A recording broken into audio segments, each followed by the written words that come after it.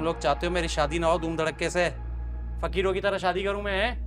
मैं अभी जाके इसकी क्लास लेती हूँ। नहीं कोई जरूरत नहीं, तुम ऐसा नहीं करोगी प्लीज।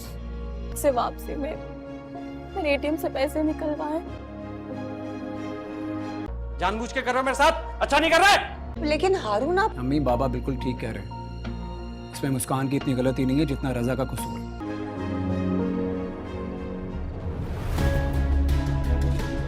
मैं समझता हूँ कि हमें बहुत गौर और फिक्र करके किसी फैसले पे पहुंच जाना चाहिए। आशिर ने मुस्कान को पहले समझाया था कि तुम्हारा हर वक्त हसन रज़ा से मिलना ठीक बात नहीं है, लेकिन फिर भी सुनती नहीं है और रज़ा और मुस्कान दोनों रोज़ाना ही तकरीबन मिलते हैं।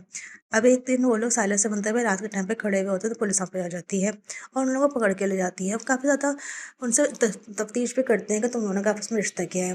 हालांकि उनको बता चुका है कि मेरी बीवी है, लेकिन वो यकीन करने को तैयार नहीं है। वो लोग मुस्कान पर काफ़ी ज़्यादा प्रेशर डाल रहे हैं कि तुम्हारा इस लड़के से रिश्ता क्या है, तुम बताओ। इतने में आशिर वहाँ पहुँच जाता है। आशिर उन दोनों को छुड़ा के वहाँ से लेकर तो आ जाता है, लेकिन रज़ा जो कि उसका काफ़ी ज़्यादा परेशान है और किसी से कोई बात नहीं कर रहा। उसकी माँ मदिया से यही कहती है कि जब से वो मुस्कान से मिलकर आया है, जब से बिल्कुल खामोश है, मुझे समझ में नहीं आ रहा क्या बात हुई है। मदिया भी यही कहती है कि जब से मुस्कान उसकी ज़िंदगी में आई है, भाई बदल गए हैं। दूसरी जानिब जब आशिर मुस्कान को घर लेके जाता है तो उसकी माँ काफ़ी ज़्यादा गुस्से में आ जाती है। कहते हैं मुझसे बात करना चाहती हूँ, लेकिन उसके वालिद साहब और आशिर दोनों कहते हैं कि बात करने की ज़रूरत नहीं, वैसे मुस्कान का इतना कसूर नहीं, इतना रज़ा का कसूर है।